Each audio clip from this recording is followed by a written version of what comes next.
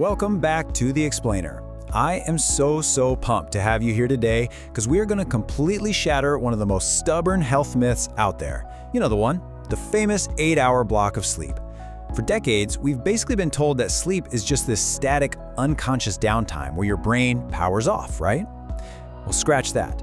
As we decode the sources today, we're going to see that your sleeping mind is actually highly active, beautifully structured, and honestly, remarkably busy. So, if 8 hours fixes everything, why are you still tired? Man, it's a frustrating question, isn't it? You do everything right. You get into bed on time, the alarm goes off exactly 8 hours later, you get up and you literally feel like a zombie. If 8 hours of sleep actually fixed everything, none of us would ever wake up tired. If naps were just for lazy people, they wouldn't boost performance so effectively. And if dreams were just total random nonsense, your brain wouldn't spend massive amounts of vital energy making them. So today, we're answering this exact question by looking at what actually happens the second you close your eyes.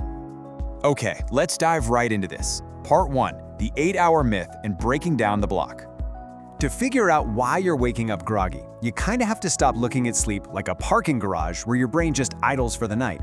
It's actually a lot more like a series of complex video game levels. Your brain is actively moving through different stages, and completing these stages in the right order, that is the secret to waking up refreshed. And the magic number to unlocking this whole game is 90. Sleep works in cycles that last right around 90 minutes. During just one 90-minute window, your brain travels all the way from light sleep down into the deepest restorative stages and then all the way back up again.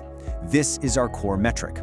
Waking up at the wrong point in this 90-minute cycle, say smack in the middle of a deep stage, that is the exact reason you feel awful when the alarm goes off, totally regardless of how many hours you actually spent in bed. Moving on to level 1 and 2, drifting and defending. All right, let's descend into the architecture of the sleeping mind here. It all kicks off with the drifting phase. Have you ever been just about to fall asleep and suddenly your leg violently kicks out because you felt like you were tripping off a curb? Yeah, we've all been there. That is called a hypnic jerk. It's this sudden sensation of falling that causes a physical reaction during light sleep. And why does it happen? Well, scientists think this might actually be an evolutionary leftover from back when ancient humans literally slept in trees. When your muscles relax a little too fast in stage 1, your brain basically panics. It reacts as if you were literally falling out of the branches, and it jolts you awake to catch yourself. It's a pretty brilliant, if kind of annoying, survival mechanism. So, once you pass through the doorway of stage 1 and, survive those hypnic jerks, you arrive at stage 2.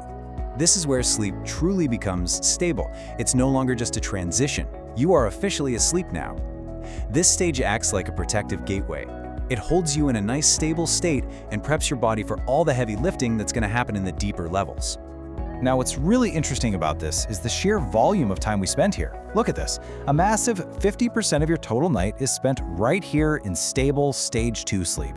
Half of your entire night. It's definitely not just a quick pass-through zone. It is the absolute foundation of your sleep architecture. And because we spend so much of our time here, the brain is doing some very active defensive work to make sure you actually stay asleep.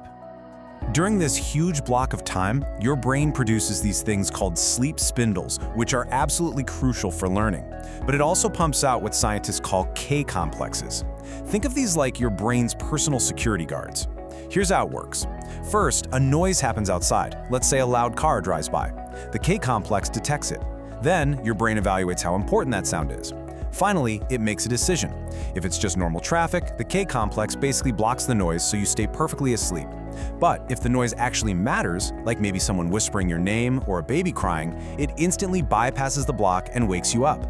It's literally an incredibly sophisticated biological alarm system. All right, going deeper. Level 3, the night shift crew. Once we get past those gatekeepers, we hit deep sleep. When people say they were totally knocked out, this is the stage they're talking about. Your brain waves slow way down into these wide, rolling delta waves, making it incredibly hard to wake you up. If someone does manage to wake you here, you're gonna feel that profound, heavy, super foggy feeling we call sleep inertia. And why is it so hard to wake up? Because your body is incredibly busy. This is your deep physical repair mode. Your body is actively releasing growth hormones specifically to fix the muscles and tissues you wore down during the day. But get this, that's not all. Your brain actually calls in its night shift cleaning crew. During this deep sleep stage, there's a huge increased flow of fluid through the brain that actively washes away the toxic waste products that built up while you were awake. It is literally a power wash for your neural pathways. How cool is that? So the really absolutely crucial point here is understanding exactly when this power washing happens. Deep sleep is not just evenly spread out. It heavily dominates the first half of the night. Think about what that means for your daily habits. If you decide to stay up way too late binge watching a show and cut your sleep short at the front end, you aren't just losing general sleep. You are specifically cutting into your vital stage 3 repair time. You're basically firing the night shift cleaning crew before they even finish washing away the day's waste. And now we reach the boss level, the mind's playground. After you emerge from those deep delta waves, the brain completely shits gears. Your heart rate speeds up, your breathing gets irregular, your eyes start darting around under your eyelids, and boom, you enter REM sleep. And this brilliantly illustrates a perfect division of labor. While stage 3 is for deep physical repair, dominating the first half of the night, REM is all about the mind in the second half. Your brain is running complex simulations in a totally safe environment, which, by the way, we experience as dreams, all to foster creativity and process your emotions. And to keep you safe while you run these crazy mental simulations, your body actually induces a physical paralysis so you don't literally act out your dreams in bed. No way, right?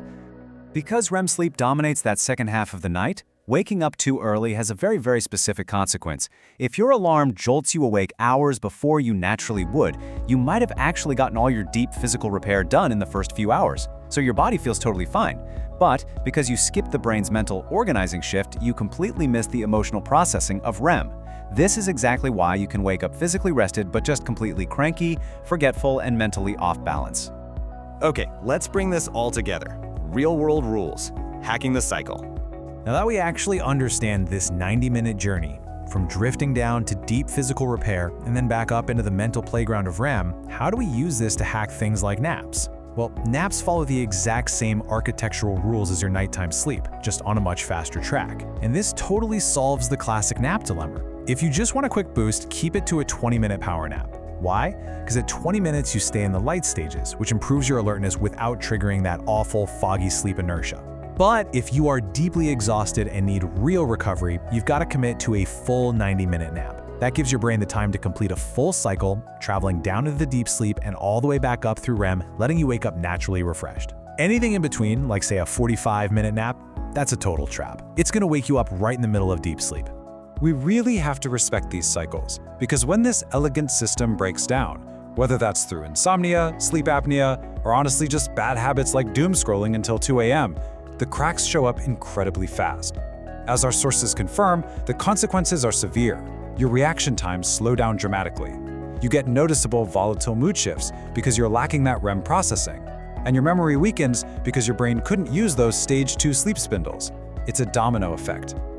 Ultimately, what this explainer proves is that sleep is a highly active, precisely structured maintenance routine.